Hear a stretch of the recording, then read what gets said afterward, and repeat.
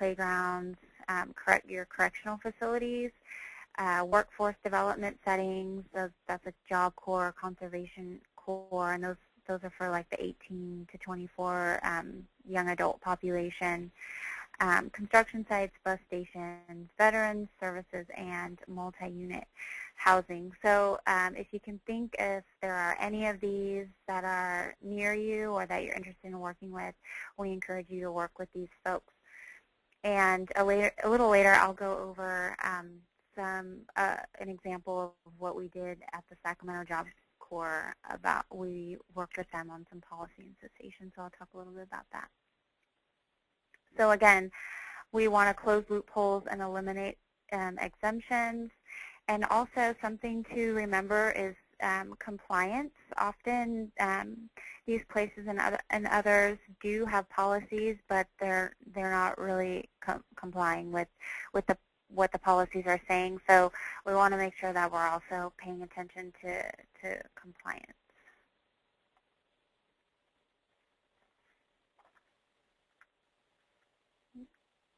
Okay, and another strategy is pricing strategy.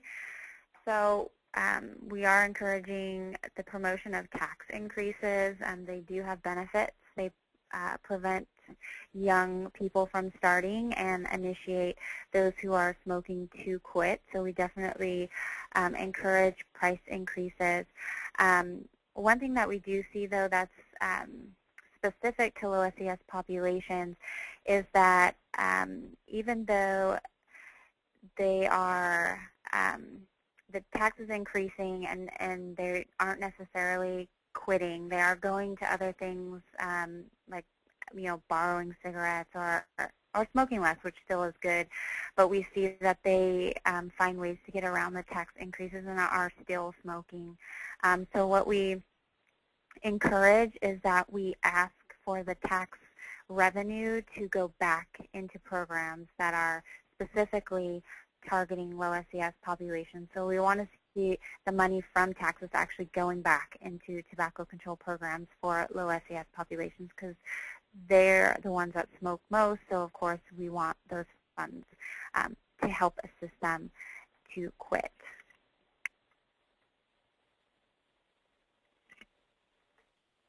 So some more pricing strategies and other strategies. We do want to make sure you're monitoring tobacco advertising in low SES neighborhoods, and also that you're advocating for the passage of minimum price laws.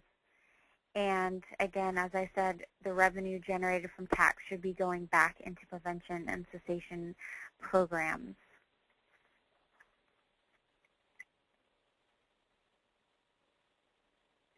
Now, another strategy is to build capacity with those you're working with.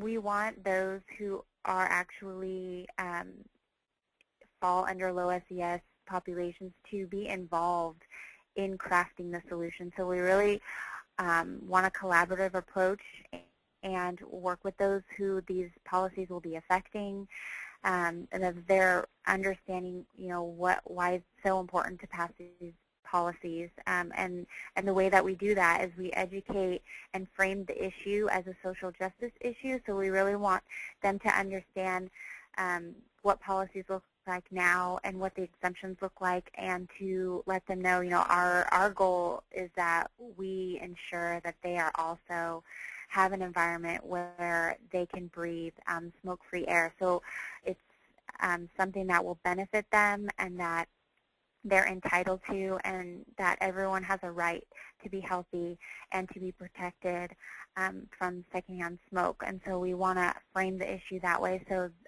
they rally behind policy change.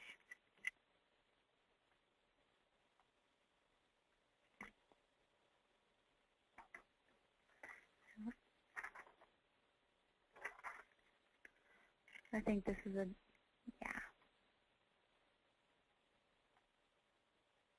Oh, sorry, it's going a little slow, but I'll just continue. So cessation, again, smoking is seen as normative behavior.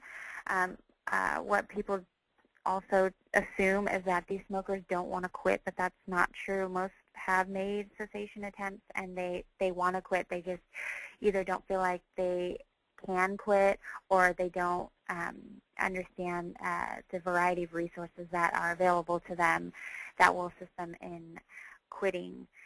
And they often have relapse, so they'll attempt to quit, but most are under, stress, or they have influence of their peers and relatives and those around them who are also smokers. So they're influenced by their environment.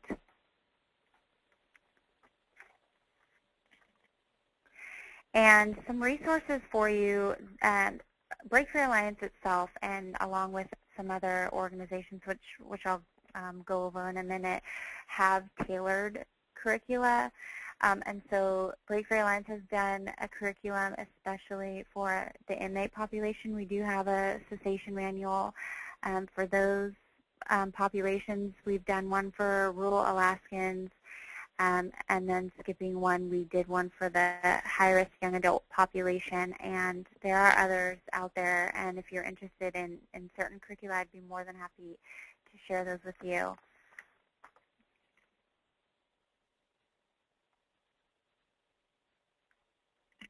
So lastly, I wanted to go through some promising strategies and initiatives, and those are working through social service settings, workforce development settings, mental health and substance abuse settings, correctional populations, rural and statewide networks like yourself.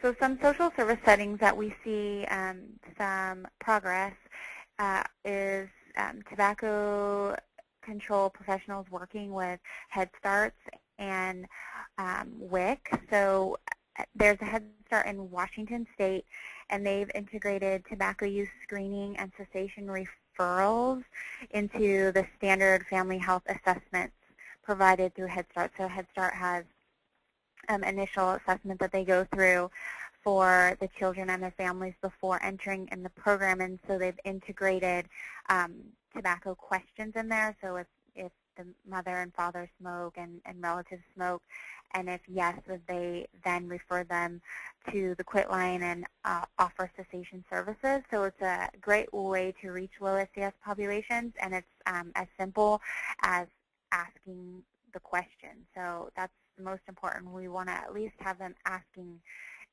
about tobacco use, and then from there we then direct them to cessation services.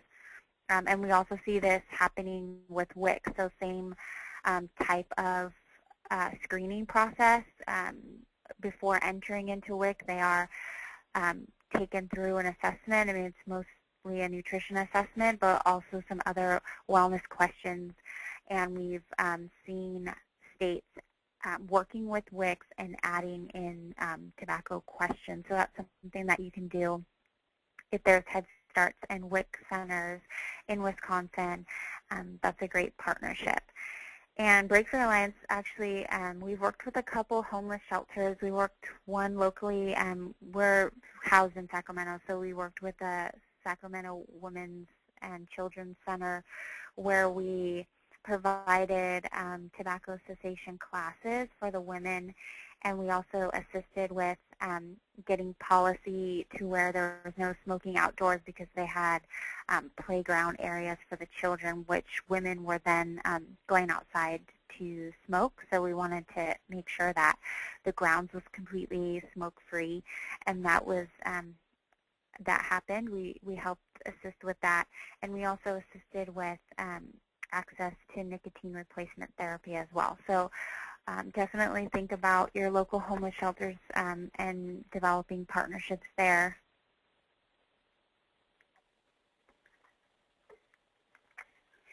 And I wanted to quickly mention the Smoking Cessation Leadership Center.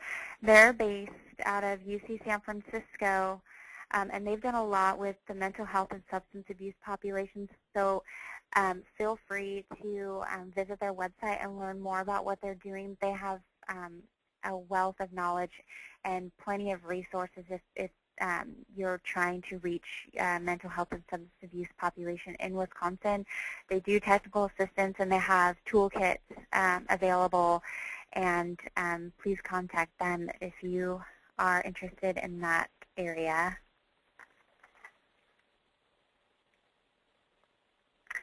And so Break Free Alliance, we've also we've worked with correctional facilities quite a lot. We've been doing that since the beginning of our existence. So since 2000, we've worked closely with the National Commission on Correctional Healthcare, and we've partnered with the Department of Corrections in several states. And if you guys, if anyone on the call actually wants to work with a correctional facility or has interest in doing so, Break Free Alliance can assist you with that. We do have a briefing paper that's available on our website, and it's free and downloadable, and it gives you a good overview of the issues and how to work with your Department of Corrections. So if you're interested in that too, please view that on our website, which I'll give at the end. And then our webinar series that's actually coming up in July and August is all around working with correctional facilities. So again, if you're interested in that, I'll give you more information about that. And so this is dear to my heart because I actually facilitated this program from 2005 to 2008. I worked directly with the Sacramento Job Corps. I did classes for the students, and we developed a cessation curricula, which you see on the left. And when we first started working with Job Corps, they did not have any sort of tobacco policy. We saw staff and students smoking together, and they had no policy whatsoever. So we went in and worked with the admin staff, and they developed policy language and implemented it in 2007, which they still are going strong and are smoke-free, completely smoke-free within their gates. So that was a huge success.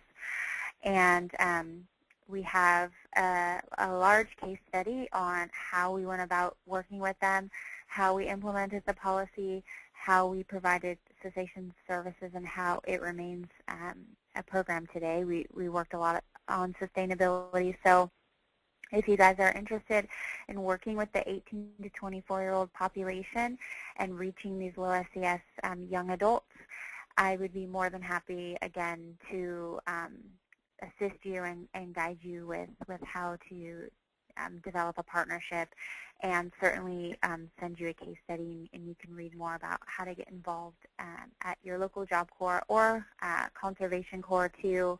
We work with some juvenile centers as well, so that's definitely the way to go. And again, here's just a few more ideas for those who are working with 18 to 24-year-olds, and typically we're talking about those that do not enter college. We can develop partnerships in alternative or non-traditional schools, vocational and trade schools, GED programs, workforce development, which is like a Job Corps, Conservation Corps, a workforce that have young folks, community centers. Sometimes I see folks working in community colleges, although it's college, but community colleges are good too. Juvenile centers. Haven't seen much with foster programs and transitional housing, but it's definitely something I think is worth exploring. And again, the military, there are a lot of young folks, 18 to 24-year-old range, that enter into the military, and there's some good resources for those folks too. So lastly, if you're looking to work in trade schools or vocational schools, here's a website and resources for you. They have sample policy language. So if you're trying to work in a vocational center and they don't have tobacco-free policy, there's actual example policy language located on this website that you can go to and work with your local vocational school to help craft their language. And then the California Youth Advocacy Network, they have a really great program called Project Uniform, and that's all targeted towards young adults in the military. So that's a good resource for you there. And I have just a couple more slides. Talk briefly about Break Free Alliance initiatives. So what we're currently working on, We are working to develop an expert panel to address dual tobacco users, and this is happening in West Virginia. So we're doing some focus groups with actual tobacco users who smoke and either chew or do other forms of tobacco. We will be doing focus groups and then convening an expert panel and